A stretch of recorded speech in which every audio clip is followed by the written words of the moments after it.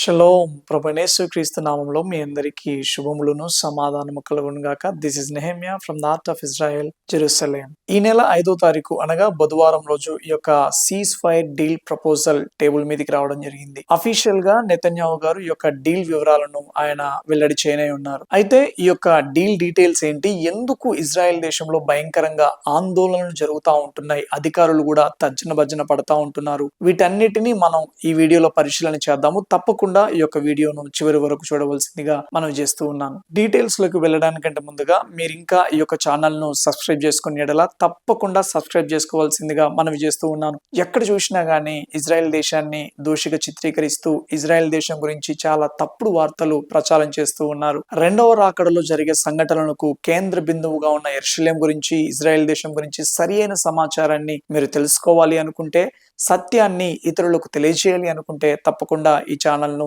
Subscribe చేసుకోవాల్సిందిగా మనవి చేస్తూ ఉన్నాను. సో డీటెయిల్స్ లోకి వెళ్ళినట్లయితే ఈ యొక్క సీజ్ ఫైర్ డీల్ అనేది 3 స్టేజెస్ లో జరుగుతుంది. మొదటి స్టేజ్ 6 వారాల వ్యవధిని కలిగి ఉంటుంది. గాజాలో ప్రస్తుతము 98 మంది బందీలుగా ఉన్నారు. ఈ యొక్క 98 మందిలో కూడా 34 మంది మరణించి మృతదేహాలుగా ఉన్నారు. సో మొదటి స్టేజ్ ఈ యొక్క 6 వారాల వ్యవధిలో మొత్తము 33 మంది బందీలు విడుదల చేయబడతారు. మొట్టమొదటిగా ఈ యొక్క వృద్ధులు, అటు తర్వాత చిన్నపిల్లలు, గాయపడిన వారు మొత్తము 33 మంది విడుదల చేయబడతారు. దీనికి బదులుగా ఇజ్రాయెల్ దేశం ఏం చేయాలి అని అంటే, ఇజ్రాయెల్ దేశంలో బందీలుగా బంధింపబడి ఉన్న 1000 మంది టెర్రరిస్టులను విడుదల చేయాలంట. 33 మంది హాస్టేజెస్ కి బదులుగా 1000 మంది టెర్రరిస్టులను ఇజ్రాయెల్ దేశం విడుదల చేయాలి. అంతేకాదు ఈ యొక్క గాజాలో కొన్ని ప్రాముఖ్యమైన ప్రాంతాలలో కూడా ఈ యొక్క ఐడిఎఫ్ ట్రూప్స్ అనగా ఇజ్రాయేలీ సైనిక బలగాలు వెనక్కి వెళ్ళిపోవాలి. ఆ ప్రాంతం నుండి, గాజాలోని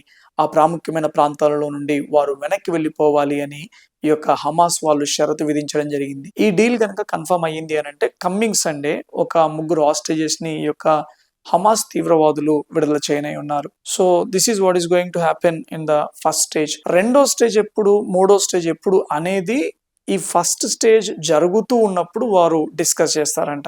సో అంత బానే ఉంది కదా, ఎట్టకేలకు ఇజ్రాయెల్ హమాస్ ను కావచ్చు, హెజ్బోలాను కావచ్చు సక్సెస్ఫుల్ గా కంప్లీట్ గా నాశనం చేసి పడేసింది. చాలా మంది లీడర్లను హతం చేసేసింది. అంతేకాదు ఈ యొక్క అక్టోబర్ 7th కు మాస్టర్ మైండ్ గా ఉన్న సిన్వార్ ను కూడా మట్టు పెట్టేసింది. అండ్ ఇప్పుడు బందీలు కూడా విడుదలవుతా ఉంటున్నారు. అంత మంచిగా ఉంది కదా అని మీరు అనుకోవచ్చు. కాకపోతే ఏంటి అని అంటే, ఈ యొక్క సీజ్ ఫైర్ డీల్ ని బట్టి ఇజ్రాయెల్ లో చాలా ఆందోళనలు జరుగుతూ ఉంటున్నాయి. కెనెసెట్ లో అనగా ఇజ్రాయెలీ పార్లమెంట్ లో కూడా చాలా ఆందోళనలు జరుగుతూ ఉంటున్నాయి. మేము రాజీనామా చేస్తామనేసి కొన్ని పార్టీల వారు, ఈవెన్ ప్రస్తుతము ఈ యొక్క ప్రభుత్వంలో ఉన్న వాళ్ళు కూడా చాలా ఆందోళన చేస్తూ ఉంటున్నారు. ఎందుకు, ఏమిటి అనేది మనం ఇప్పుడు పరిశీలన చేద్దాం.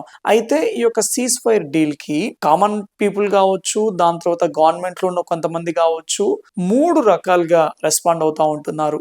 ఏంటి అని అంటే, మొట్టమొదటిగా ఫస్ట్ గ్రూప్ ఎవరు అని అంటే, ఈ డీల్ కి అస్సలు ఒప్పుకొనివారు, ఎట్టి పరిస్థితిలో ఈ డీల్ వద్దంటే వద్దు అంటూ వాదించేవారు. ఎందుకు ఈ యొక్క డీల్ వద్దంటే వద్దు అని చాలా మంది వాదిస్తూ ఉన్నారు అని అంటే, 33 మంది హాస్టేజెస్ కి బదులుగా 1000 మంది తీవ్రవాదులను విడుదల చేయడమే చాలా కష్టంగా ఉంది. 1000 మంది తీవ్రవాదులను విడుదల చేయడం చాలా భయంకరమైన పరిణామంగా చాలా మంది భావిస్తూ ఉన్నారు. అంటే ఈ డీల్ ని యాక్సెప్ట్ చేయడానికి 1000 మంది తీవ్రవాదులను విడుదల చేయవలసి వస్తే అక్టోబర్ 7th లాంటి సంఘటనలు ఇంకా రిపీట్ అవ్వడానికి మనమే డోర్ ఓపెన్ చేసినట్టు, ఇంకా అటువంటి మారణ హోమాలు జరగడానికి మనం అనుమతించినట్టు అని చాలా మంది భావిస్తూ ఉన్నారు. రేపొద్దున దేశం మొత్తం ప్రమాదంలో పడే అవకాశం ఉన్నది. ఎందుకు అని అంటే, ఇంత ముందుకు 2011లో కూడా సేమ్ ఇలాగే ఒక ఐడిఎఫ్ సోల్జర్ ని హమాస్ వాళ్ళు కిడ్నాప్ చేసి బందీగా తీసుకుని వెళ్ళడం జరిగింది. అప్పుడు కూడా సేమ్ ఇలాగే జరిగింది. ఏంటి అని అంటే, ఈ యొక్క హమాస్ చేతిలో బందీగా ఉన్న ఈ యొక్క సోల్జర్ ని విడుదల చేయాలి అని అంటే, ఈ యొక్క ఇజ్రాయెల్ దేశంలో జైలులో ఉన్న కొంతమంది టెర్రరిస్టులను మీరు రిలీజ్ చేయాలి అని హమాస్ ఒక కండిషన్ పెట్టడం జరిగింది. అయితే ఆ రకంగా విడుదల చేయబడిన ఈ యొక్క ఖైదీలలో, టెర్రరిస్టులలో సిన్వార్ కూడా ఒకడు. ఆ రోజు సేమ్ ఇదే రకంగా సిన్వార్ని కూడా మనం రిలీజ్ చేశాము. ఏం జరిగింది, October 7th వంటి భయంకరమైన మారణ హోమం జరిపాడు కదా అనేసి చాలా మంది ఈ యొక్క టెర్రరిస్టులను విడుదల చేయడానికి ఒప్పుకోవట్లేదు. అంతేకాదు ఈ యొక్క డీల్ కి గనక ఒప్పుకున్నట్లయితే ఇప్పటి వరకు యుద్ధంలో మరణించిన ఈ యొక్క సైనికుల మరణానికి వారి యొక్క త్యాగానికి అర్థమే లేదు కదా అనేసి చాలా మంది వాదిస్తూ ఉన్నారు. వీళ్ళ మెయిన్ కన్సర్న్ ఏంటి అనంటే, ఇప్పుడు ఈ ప్రెషర్ కి మనం తలవంచేసి ఈ యొక్క 1000 మంది తీవ్రవాదులను గనక మనం విడుదల చేశాము అనంటే ఇది మన వీక్నెస్ గా పరిగణిస్తారు, ఇది మన బలహీనతగా పరిగణిస్తారు. ఏముంది, కొంతమంది యూదులను కిడ్నాప్ చేయాలా, వాళ్ళని మనం హాస్టేజెస్ గా పట్టుకోవాలా, మనం షరతులు విధించినాం అనంటే మనం చెప్పిందల్లా చేస్తారు, తప్పకుండా తల వంచుతారు అన్న ఒక భావన ఈ యొక్క చుట్టూ ఉన్న అరబ్ దేశాలలో కలుగుతుంది అనేది వీళ్ళ main concern. So second group of people ఎలా వాదిస్తూ ఉన్నారు అని అంటే, ఏది ఏమైనా కానీ ఎంత వెల చెల్లించవలసి వచ్చినా, ఎంతమంది తీవ్రవాదులను వదిలిపెట్టవలసి వచ్చినా కానీ హాస్టేజెస్ ను తప్పకుండా విడిపించాలి అనేది వీళ్ళ వాదన. ఎందుకు అనంటే, ఇక్కడ యూదులైన వారు ప్రాణానికి చాలా చాలా విలువిస్తారు. అది చిన్న పిల్లల ప్రాణమైనా కానీ, వృద్ధుల ప్రాణమైనా కానీ. ఒక్క లైఫ్ ని కూడా వాళ్ళు ఎలా చూస్తారు అనంటే అదొక నేషనల్ ఇష్యూ లాగా చూస్తారు. మన యూదుల కుటుంబంలో ఒక వ్యక్తి అక్కడ ఉన్నాడు అని ఫీల్ అవుతారు. అంటే ఏదో ఒక కంట్రీలో ఒక సిటిజన్ అక్కడ ఉన్నాడు అని వాళ్ళు భావించరు, కానీ యూదుల కుటుంబంలో ఒక వ్యక్తి అక్కడ ఉన్నాడు అని భావిస్తారు. సో ప్రాణానికి వీళ్ళు చాలా చాలా విలువిస్తారు. సో ఆ హాస్టేజెస్ ని విడిపించవలసిన నైతిక బాధ్యత, మోరల్ రెస్పాన్సిబిలిటీ అనేది దేశం మీద ఉన్నది. ఒకవేళ ఆ యొక్క హమాస్ చేతిలో బందీలుగా ఉన్నవారు నీ కొడుకే అయితే, నీ కూతురే అయితే, మీ రక్త సంబంధులు ఎవరైనా అయితే మీరు ఇలాగే రియాక్ట్ అవుతారా అని చాలా మంది ప్రశ్నిస్తూ ఉన్నారు. సో దీనికి సపోర్ట్ గా హాస్టేజెస్ ఫ్యామిలీస్ మాట్లాడుతూ ఉంటున్నాయి. దీనికి వ్యతిరేకంగా కూడా కొంతమంది హాస్టేజ్ ఫ్యామిలీ వాళ్ళు మాట్లాడుతూ ఉంటున్నారు. అంతేకాదు అక్కడ బందీలుగా ఉన్నవారు కనీసం వారు విడిపింపబడితే జరిగిన ఈ యొక్క గాయం కొంతవరకైనా మానే అవకాశం ఉంటది, కొంచెం దేశంలో కొంత ఉపశమనం కలుగుతుంది అని చాలా మంది భావిస్తూ ఉన్నారు. అండ్ ఫైనల్ గా థర్డ్ గ్రూప్ ఏంటి అని అంటే, బందీలు విడుదల చేయబడాలి, కానీ ఈ యొక్క 3 ఫేజెస్ లో కాదు, ఒకేసారి బందీలందరూ విడుదల చేయబడాలి, అప్పుడే మనం ఇక్కడున్న టెర్రరిస్టులను విడుదల చేద్దాము అని మూడో గ్రూప్ మాట్లాడుతూ ఉంటున్నారు. నిజంగా ఇక్కడ పరిస్థితి ఎలా ఉందనంటే, ఈవెన్ కెనెసెట్ లో కూడా ఈ యొక్క ఇజ్రాయెలీ పార్లమెంట్ లో కూడా ఈ యొక్క ప్రభుత్వంలో ఉన్న కొన్ని పార్టీలు కావచ్చు, ప్రతిపక్షాలు కావచ్చు, చాలా ఆందోళన చేస్తూ ఉంటున్నారు. ఏంటి అని అంటే, మీరు గనక తీవ్రవాదులను విడుదల చేస్తే మేము రిజైన్ చేస్తామని, తీవ్రవాదులను కనుక విడుదల చేయకపోతే ఇంకొంతమంది రిజైన్ చేస్తామనేసి, లేదు అందరినీ ఒకేసారి విడుదల చేయాలి, లేదు అనంటే మేము రిజైన్ చేస్తాం అనేసి పార్లమెంట్ లో కూడా చాలా ఆందోళనలు జరుగుతూ ఉంటున్నాయి.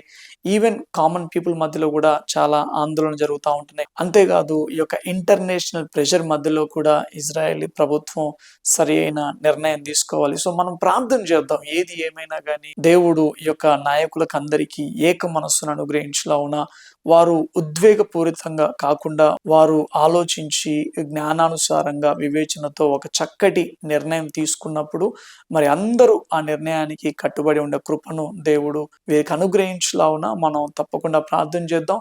సంవత్సరం దాటిపోయిందండి. సంవత్సరం పాటు ఆ యొక్క చిన్న పిల్లలు, పసికందులు వాళ్ళు ఎలా ఉంటున్నారు, వాళ్ళ పరిస్థితి ఏంటి, అసలు ఆలోచిస్తేనే చాలా భయంకరంగా ఉంది. సో దయచేసి మనం అందరం ప్రార్థన చేద్దాం. త్వరగా ఈ యొక్క బందీలు విడిపింపబడులాగున, దేవుడు ఈ యొక్క దేశాన్ని స్వస్థపరచులాగున మనం ప్రార్థన చేద్దాం. సో ఈ యొక్క వీడియో చివరి వరకు చూసిన వారు ఇజ్రాయెల్ దేశంలో ఏం జరుగుతా ఉంది, ఎటువంటి ఆందోళన జరుగుతూ ఉంటున్నాయి, హాస్టేజ్ డీల్ ఎలా జరగనే ఉన్నది, వీటన్నిటినీ మన తోటి క్రైస్తవులు కూడా తెలుసుకొని దాని ప్రకారము భారంతో ప్రార్థించడానికి అనువుగా ఉండే విధముగా ఈ వీడియోను షేర్ చేయాలని ప్రభునామంలో మనవి చేస్తూ ఉన్నాను. మీ యొక్క చర్చ్ గ్రూప్స్ లో అయితేనేమి, మీ యొక్క క్రిస్టియన్ ఫ్రెండ్స్ కి, రిలేటివ్స్ కి తప్పకుండా ఈ వీడియోను షేర్ చేయండి. Thank you all. God bless you.